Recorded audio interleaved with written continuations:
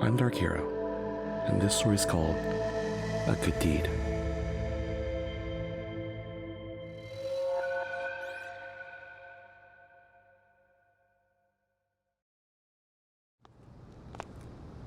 Teresa's walking to her car, a couple of blocks away from the restaurant she was at.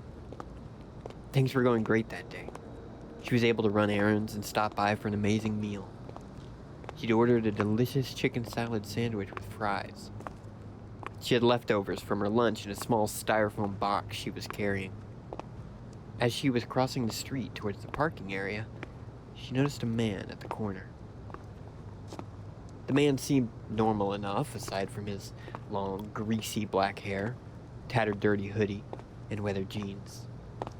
He was pacing in a small circle, back and forth underneath the light for the crosswalk.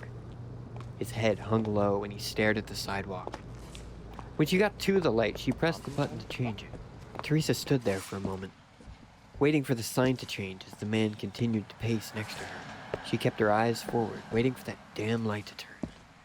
The man continued to pace beside her, the shuffling of his feet on the pavement grating her ears. It sounded like the man's shuffling was getting closer, and she noticed the man had a sickening smell of rot attached to him. Then, she felt the man nudge her, and her attention shifted towards him.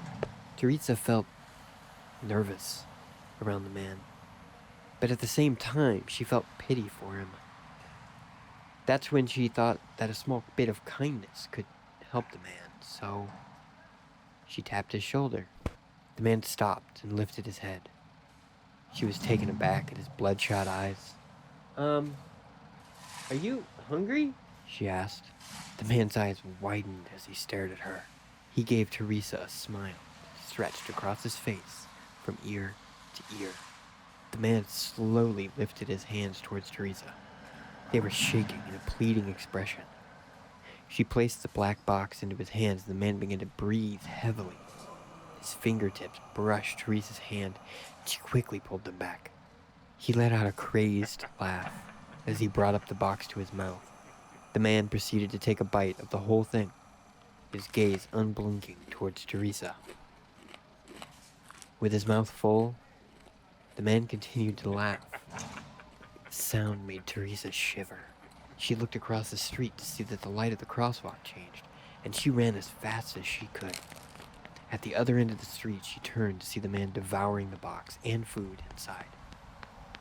She shuddered, ran toward the parking lot to her car.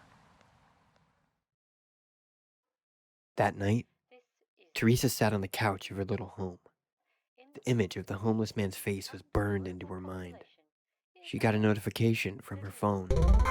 It was a message from her Ring doorbell, telling her that motion was detected at her front door. Teresa turned on the app on her phone to see a hooded figure standing in front of the camera. She screamed, but her terror soon turned to anger when she heard a familiar laugh on her phone. I got you so fucking good, the hooded figure laughed. The figure removed their hood to reveal that it was Teresa's fiancé. She groaned and made her way to the front door, ready to snap. Teresa opened the door and shouted, "You asshole!" Her fiancé laughed and pulled her in for a hug. Teresa could not stay mad at him, but thought to keep this incident on memory to use as ammo later. She lifted her head and their lips met, the anxiety of the day slowly washing away. At that moment, the noise echoed in her ears, and it was followed by a sickening squelch. Her fiancé groaned, but before he could utter another sound, another filled the air around them. Teresa felt his arms go limp around her, and his body collapsed onto the floor. She looked down to see a mess of blood, skull, and gray matter. Teresa looked up, and she felt the blood drain from her face as she saw the homeless man from earlier that day, wielding a metal bat in his hand. He let out that disgusting laugh and tossed something at her feet. Teresa looked down to see her wallet, with her ID face up that revealed her address. The man's laugh stopped, and the only thing she could hear now was her heart beating. The man lifted his bat over his head and let out that maniacal laugh as he darted towards her. Teresa turned and raced up the stairs towards her bedroom, trying her best not to stumble on her way up. She felt the whoosh of the bat come down at her spine. That nearly made her faint. Each step that she climbed felt like a mountain. Each second that passed felt like an eternity. And no matter how fast she ran, it felt like the man was right behind her. She finally got upstairs and took a sharp right. The man's bat cracked the handrail of the staircase. It was a straight shot to her bedroom now, and she nearly flew through the door. Teresa quickly locked the door behind her. She pressed her body against that thin wooden barricade. Wham! The impact from the bat on the door made her shoulder ache. She knew there was no way that the door would hold. Teresa took a step back and saw the cracks in the door in front of her. The man was going to break through and kill her. She frantically looked around and saw her only escape: the window. Teresa quickly unlatched the window. The sound of her door breaking was deafening. She squeezed herself through. Her torso was almost out. All she needed was to lift herself out. Then, she felt the man's hands on her waist, and her body was jerked back. Teresa tried her best to resist, but the man was so much stronger. She screamed, and as she did, her screams were drowned out by the man's laughter.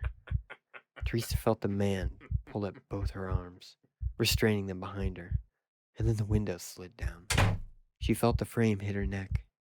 The man continued to lift the window up and slammed it down, over and over again. The glass became splattered with blood as the windows cracked. Then with one final slam, Teresa's head came crashing down onto the lawn. The man's laughter echoed throughout the home, and he simply made his way out. Teresa thought that she was doing something good, but a simple good deed led to the death of 2 people.